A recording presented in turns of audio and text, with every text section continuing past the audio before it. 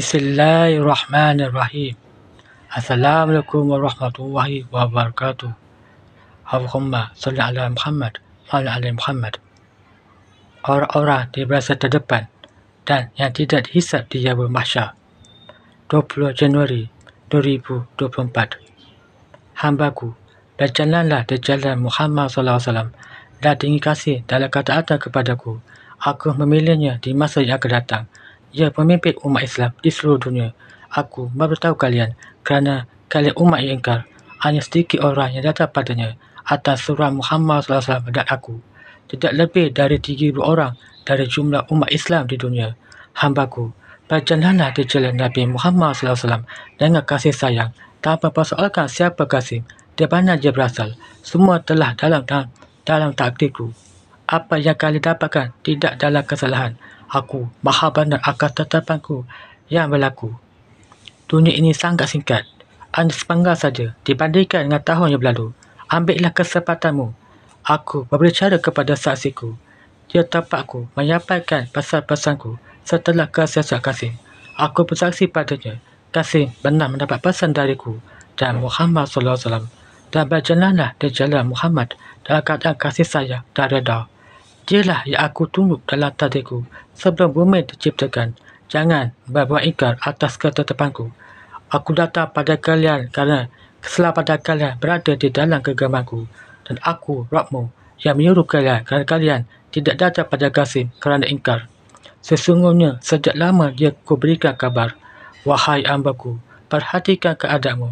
Apakah kau dalam golongan yang selamat dengan keyakinanmu? Sedangkan Muhammad SAW telah memanggil-manggil. Bukankah syaitan tidak bisa serupainya? Apa yang salah pada kalian sehingga kalian tidak irau? Kalian menganggap diri kalian benar sedangkan sehingga kalian tidak melihat panggilannya. Kerana kalian begitu sombong, ilmu kalian sangat tinggi dan kalian menganggap Qasim orang tidak pantas.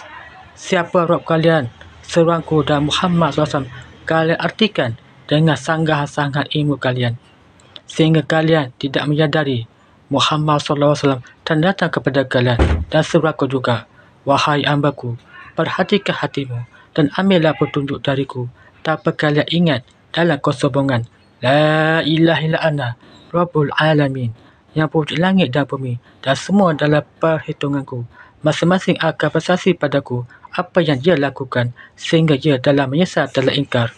Dan orang-orang yang patuh, aku akan meletakkan kalian dalam barisan terdepan yang mahsyar dan kalian dalam pandanganku tanpa hisab.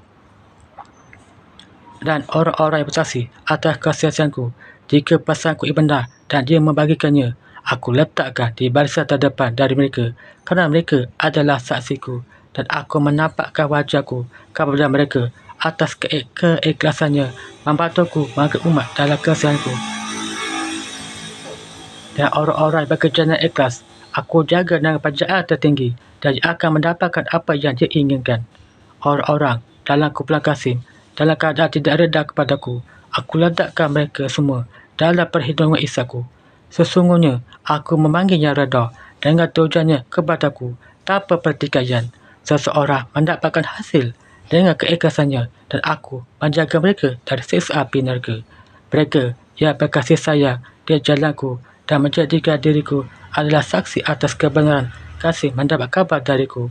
Dialah orang-orang terdepan dari orang-orang terdahulu sehingga para nabiku akan berkata kepadaku, siapa mereka ya Rabb? Dia tidak ada pada zaman Muhammad SAW, tapi derajatnya melebihi derajat para nabi di masa lalu. Maha sempurna perataku, maha sempurna ajaranku untuk orang-orang yang ikhlas di jalanku. Sesungguhnya aku berkuasa atas segala sesuatu. Saksiku, orang-orang yang tidak tahu apa-apa selain menyampaikan kabar dariku, dan dia tidak bisa melakukan apa-apa selain menjalankan perintahku, dan dia bukan hamba yang mengaku dia adalah Rabb selain Allah. Sesungguhnya akulah yang berkehendak atasnya kerana semua dalam genggamanku. Mereka saling menguatkan satu sama lain kerana tipu daya setan selalu mengganggu pekerjaannya dalam ketaatan kepadaku, dan aku menjadikan mereka saudara dalam takdirku. Wallahu a'lam bishawab. Subhanakallahumma wa bihamdika asyhadu an la ilaha illa anta astaghfiruka wa atubu ilaik. Assalamualaikum warahmatullahi wabarakatuh.